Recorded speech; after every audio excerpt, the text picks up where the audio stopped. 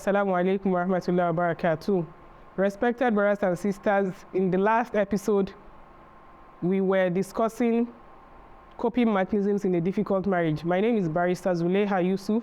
I'm a marriage counselor, pre- and post-divorce coach, an NLP practitioner, and I help couples to transit through their marriages towards achieving success, and also when divorce is inevitable, to be able to navigate all the rigors surrounding it. We're serializing my book, Coping Mechanisms in a Difficult Marriage, providing solutions to people that find themselves in unpleasant situations where they do not want divorce because the issues are not the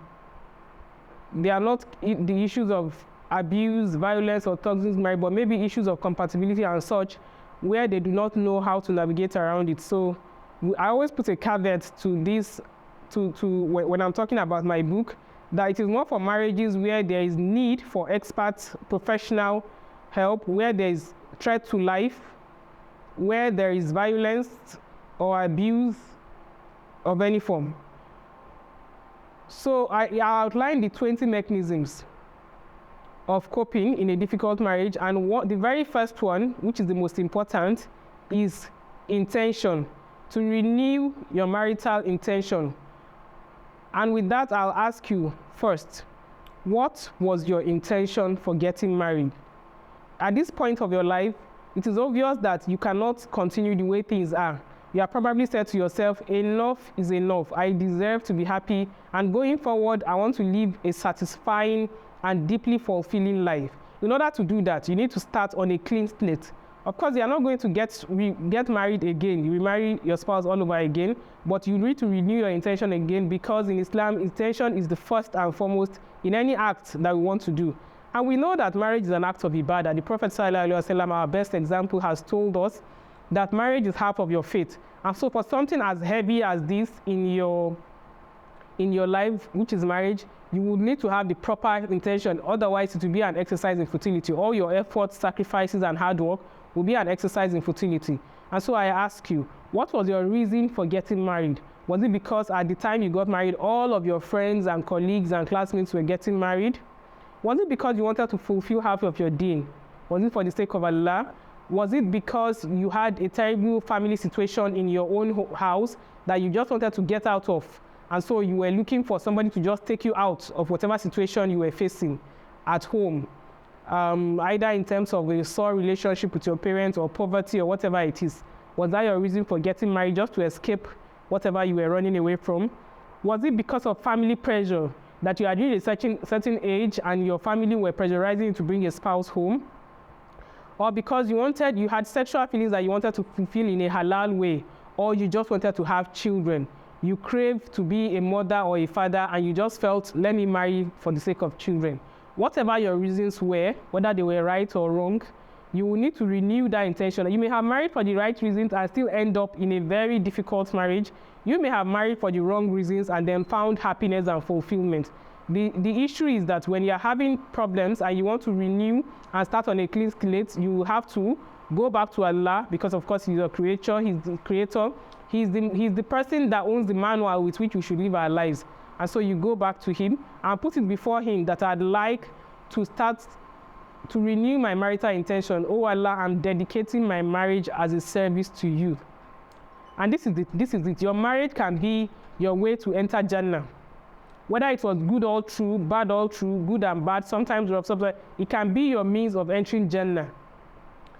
It can be the reason why Allah says to you on the day of judgment, enter Jannah through any way you please, because of the way you showed up. So how do you intend to show up is what is bringing up this issue of renewing your marital intention.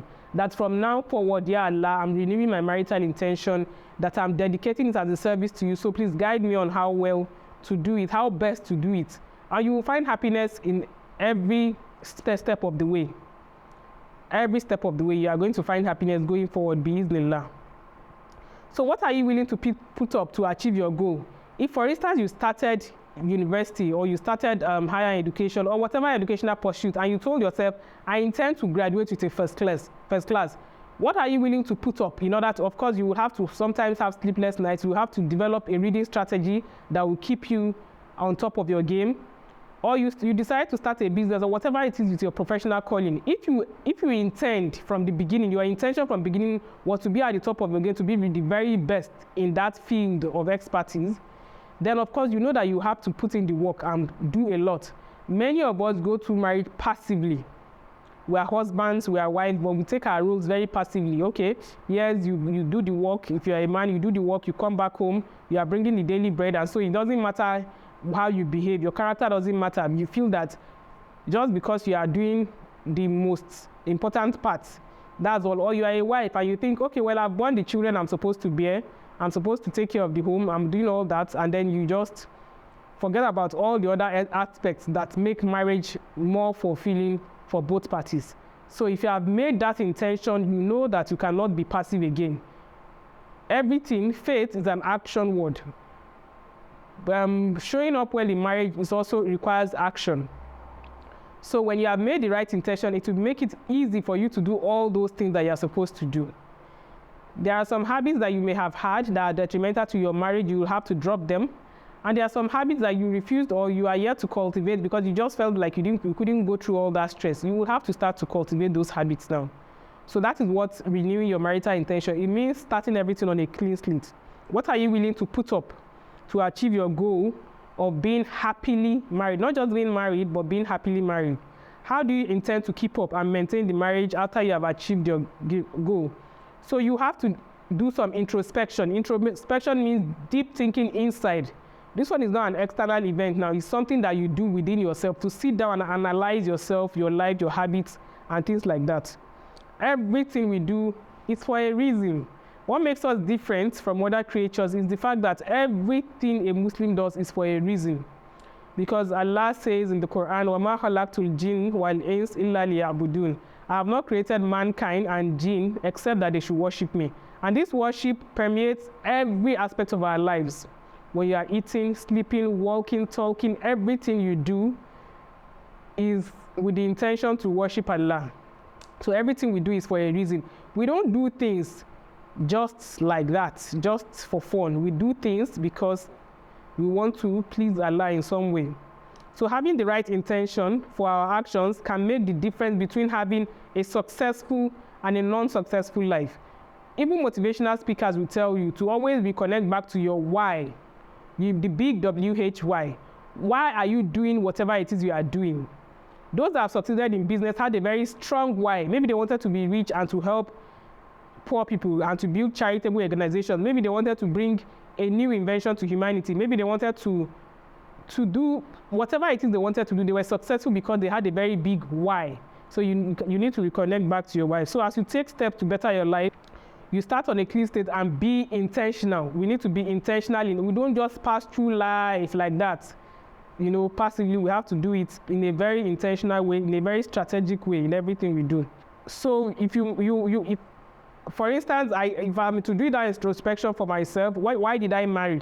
Did I marry my husband because he was tall and handsome, because he was rich or whatever? It wasn't because of all that, purely for the sake of Allah. So whatever I've seen in marriage, I take it that I say Alhamdulillah for it, because my reason for getting married was to satisfy Allah and to please Allah. And so every trial I may have gone through was intended to build me up and to help me to find my life purpose, which is what I'm doing now. So that is what having an intention helps you do, to see things always in a positive, in a more empowering light. It is very disempowering when you always see yourself as a victim. Why did I have to suffer this way? Why am I not enjoying the way I'm supposed to enjoy? Why this and why that? Why don't I have children? If you look at life through the lens of victimhood, it means that you have not yet reconnected to your why of even entering marriage in the first place. Because if you enter with the right reason, which is to serve Allah, whatever it is you see, you know that there is a reason for it.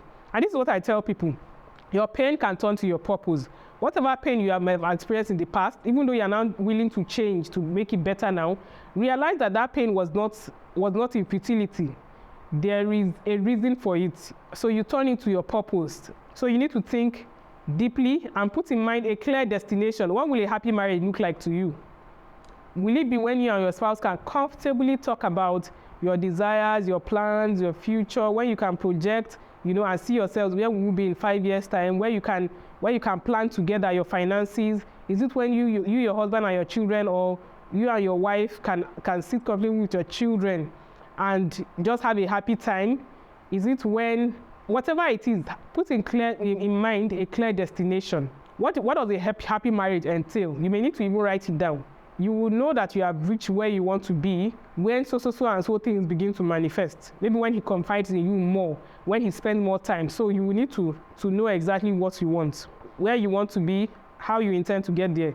You write down the challenges in your life and the solutions. The truth is that we have all been imbued with it's been built in us, the way to get to wherever we want to go. It's just that most times we are not able to harness the gift that Allah has given us, or the intuition that He has given us. If not, there's always a way or a solution to our problems within ourselves. So our thoughts are very important, and I'm telling you to do this introspection because you have to be mindful of each step you take going forward. If you used to be you cannot keep doing the same thing and expect the same results.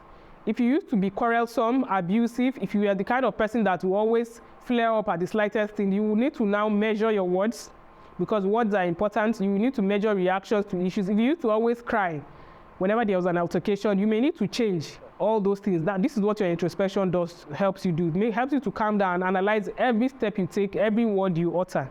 So you need to have good thoughts of your life, of your Lord. As you have made this intention to serve Him now, you should have in mind that He wants good for you and you are going to achieve your aim. So you ask yourself the questions: do you want to be happy? Do you deserve to be happy? What do you want to be remembered for when you die? How much does your happiness cost? So in marital disputes, each party contributed. The reason why I emphasize more on you, yourself, your intention, your introspection, is because in every marital dispute or conflict situation, every party contributed to it. There's nobody that is absolutely blame-free, and there's nobody that is the terrible persecutor. Every spouse had a role to play. This is why it will be important for you to go back, to renew your marital intention, to understand whatever role you have played in the dispute, and to try going forward to avoid doing all those things that you may have done that contributed to the altercations and rancor that you're having in your marriage. So that is it about renewing your marital intention. I take it first because it's the most important thing to whatever endeavor you want to go to. Now you want to be a better parent, you need to go back to your intention for having children in the first place. Now you want to be a happily married man or woman, you need to go back to your intention for marriage and to lay out your plans going forward to achieve that. So you will continue next time with the second coping mechanisms in a difficult marriage, which will be letting go. Letting go of past pain, bitterness, resentment, and all the negative feelings that come where there is dispute. We're ending here on renewing your marital intention, and I hope that you have found it beneficial. On that note, I say, فَسُبْحَانَكَ اللَّهُمَّ وَبِحَمْدِكَ أَشْهَدُ أَنْ لَا إِلَهَ إِلَّا أَنْتَ أَسْتَغْفِرُكَ وَأَتُوبُ إِلَيْكَ. I remain Zulaiha Yusuf, and I'm rooting for your success always. Assalamu alaikum.